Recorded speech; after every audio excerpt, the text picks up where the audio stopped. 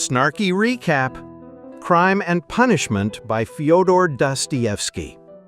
All right, here's the deal. Our main guy is Rodion Raskolnikov, a.k.a. Rodya, a.k.a. that broke college dude who's way too deep into his own thoughts. He's poor, moody, and lives in St. Petersburg, which, surprise, is basically just gray, wet depression with extra Dostoevsky. Rodya's got no money, no food, and way too much time to think.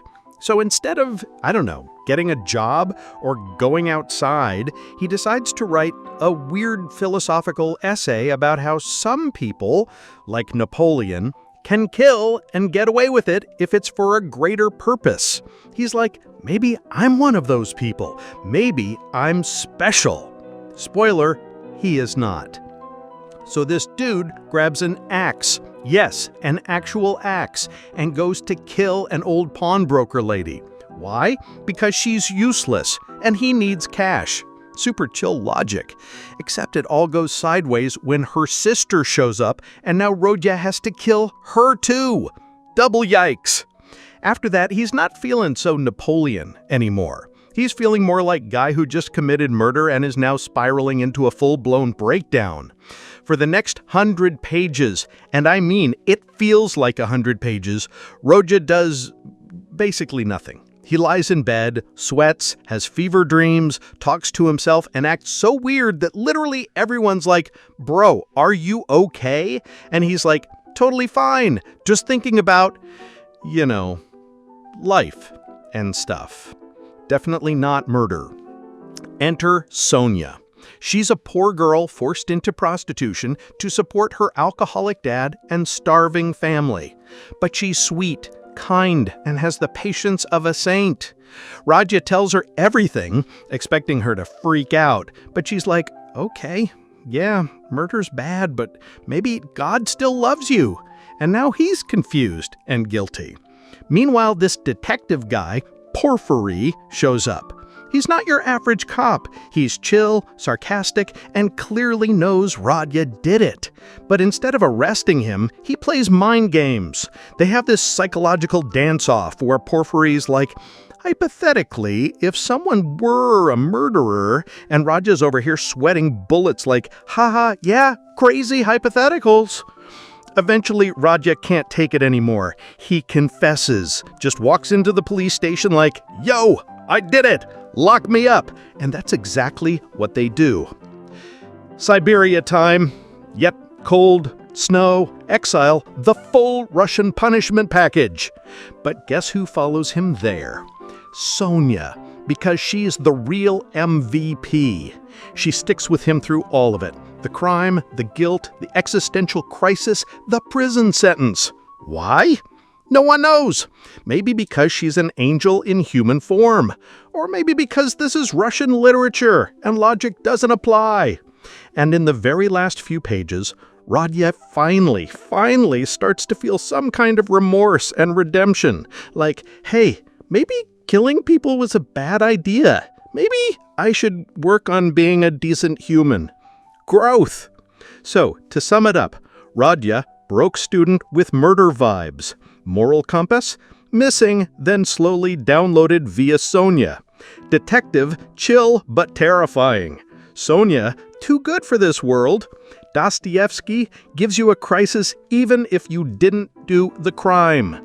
Lesson, if you think you're a genius above the law, maybe just take a nap, dude.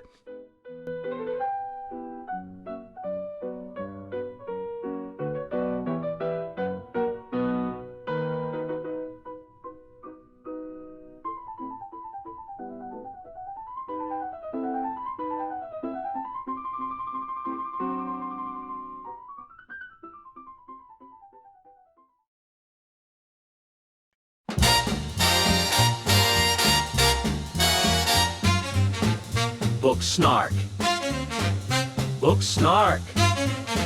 Deep Dive Podcast.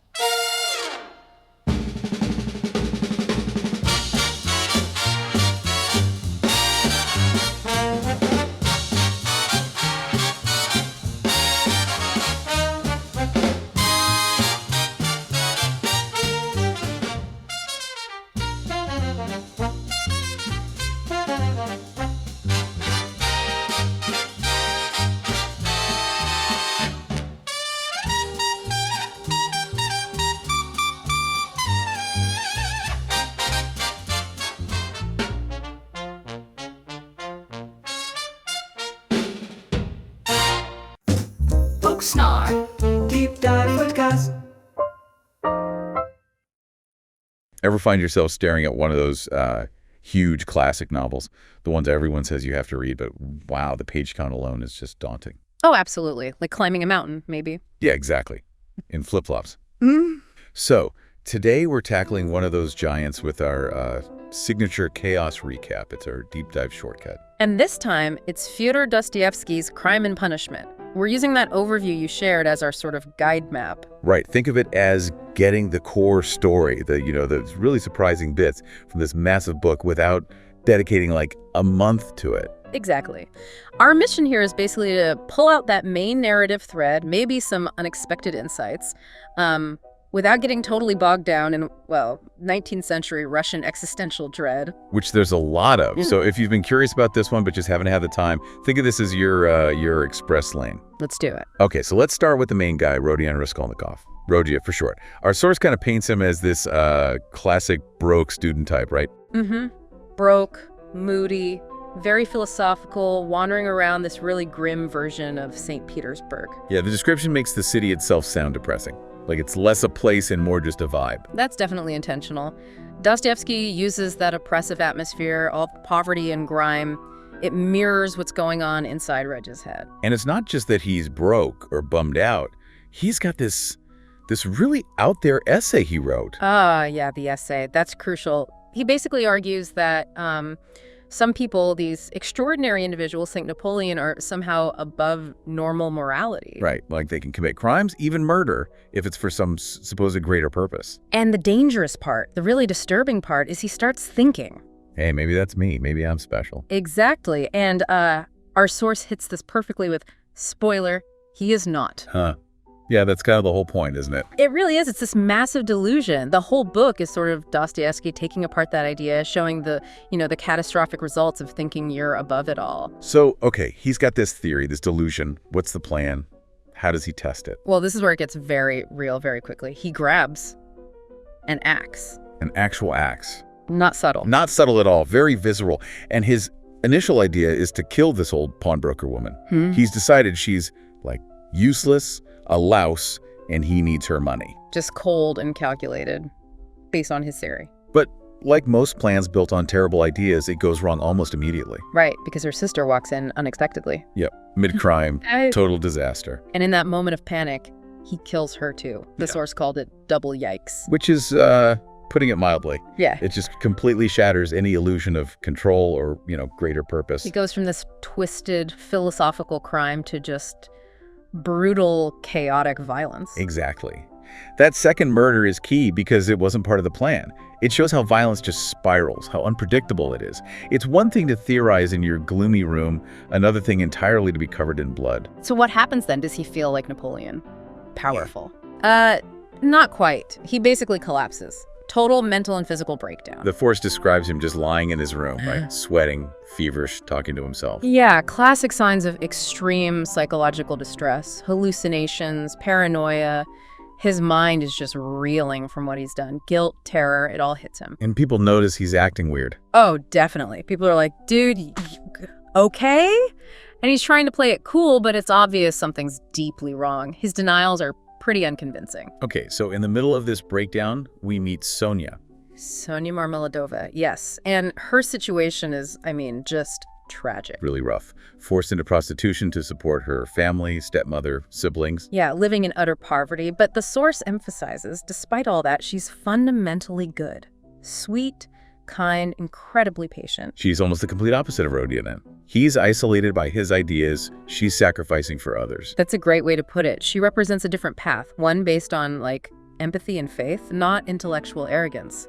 Her arrival is a major turning point. And then somehow, Rodia confesses to her, of all people. It's kind of astonishing, isn't it? He blurts out the whole thing. Maybe he expects judgment, her. Which would be understandable. Yeah. But her reaction, Yeah. it's not that simple. The source sums it up like, okay, yeah, murder's bad, but maybe God still loves you.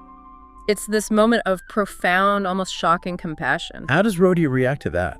It floors him. He's confused, maybe feels even more guilty. Her simple, unwavering faith and kindness kind of cut through all his intellectual justifications, It hits him on a purely human level. So she introduces this possibility of forgiveness, of redemption, maybe. Exactly. Unconditional love, grace, even for someone who's done something terrible. It's a core Dostoevskian. Okay, now we also have the detective, Porfiry Petrovich. Ah, Porfiry. He's fantastic. Not your typical detective. The source called him chill, sarcastic, clearly aware of Rodya's guilt. Sounds intriguing. He is. He doesn't really go for hard evidence, not at first. It's all psychological. He kind of circles Rodya, plays mind games. Like a psychological dance-off, the summary said. That's perfect. He'll have these long, rambling conversations, drop little hints, ask hypothetical questions. Like the example, hypothetically, if someone were a murderer. Precisely. He's constantly probing, watching Rodya's reactions, making him sweat. He knows Rodya did it, and he just tightens the screws, psychologically speaking. It's fascinating, but also terrifying for Rodya. In this pressure, combined with his own guilt, eventually it works. It does. Rodya just can't take it anymore. The weight of the secret, the paranoia, Porfiry's subtle torment, it becomes unbearable. So he confesses. No dramatic capture. Nope.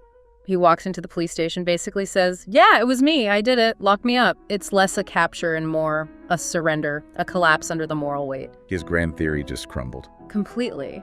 The reality of guilt and human connection, or the lack of it, just overwhelms the intellectual idea. And the punishment. Siberia. Exile and hard labor, the standard grim sentence in Russian literature, it seems. But then, Sonia follows him, all the way to Siberia. Wow. The source calls her the real MVP. Hard to argue with that. It's an incredible act of devotion, of loyalty. What drives that, though? The source kind of questions it, mentions Russian literature logic. Is it just pure love? Or something more complex? That's a really good question. It's likely a mix. It's selfless love, absolutely. But maybe also tied into deeper ideas about suffering, sacrifice, and redemption that are really prominent in Dostoevsky and perhaps Russian orthodoxy. It's not always about pure logic. So even out there, in the middle of nowhere, Siberia, she's his connection to humanity. Hope. She is his lifeline. And slowly, very slowly, something starts to shift in Rodya. Yeah, the summary mentions this near the end. He starts having these moments of realization. Like, maybe brutally murdering 2 women with an axe was actually a bad thing. Groundbreaking stuff. Well, for him it is, maybe I should try not being a terrible person. The source nails it. Growth. It's a slow burn, but it's there. The beginning of maybe, possibly turning into a decent human being. And that possibility of moral change, even after hitting rock bottom, that's the heart of his redemption arc. It's often sparked by that human connection, by Sonia's unwavering presence. Okay, let's try to boil this down. Key takeaways from this chaos recap. All right, Rodya starts as a broke student with serious philosophical issues and murder vibes. Moral compass. Initially missing, possibly broken, then starts getting a slow software update courtesy of Sonia. Detective Porfiry. Seems laid back, but is actually terrifyingly perceptive. Master of the mind game. Sonia. Almost unbelievably good and patient. Way too good for this messed up world Rodya inhabits. And Dostoevsky himself gives you a profound psychological and moral workout, even if you're just reading about the crime. Leaves you thinking. And the final bit of advice from the summary. My favorite part. If you think you're a genius above the law, maybe just take a nap, dude. Solid advice, really. Can't argue with that. Sound advice for any century. So yeah, that's our whirlwind tour through the core of crime and punishment, drawing from that overview. And hopefully for you listening, this gives you a real sense of the story, the intense themes Dostoevsky is wrestling with. Morality, guilt, suffering, redemption, the danger of ideas. It's all in there. So, if any of this sparked your interest, the psychology, the moral questions, maybe even Porfiry's weird detective style diving into the actual book might be your next step. Yeah. It's definitely a commitment, but rewarding. Absolutely. You get so much more texture, more depth, and maybe a final thought to leave you with. Yeah. Think about that idea of self-justification. Rodya had his extreme theory, but, in our own lives, how often do we rationalize things? Maybe smaller things, but still. Yeah. Where do we draw the line between ambition or achieving something and justifying actions that might actually cause harm, even just to ourselves or our principles? That's a heavy one. What greater purpose do we invent sometimes? Definitely something to chew on.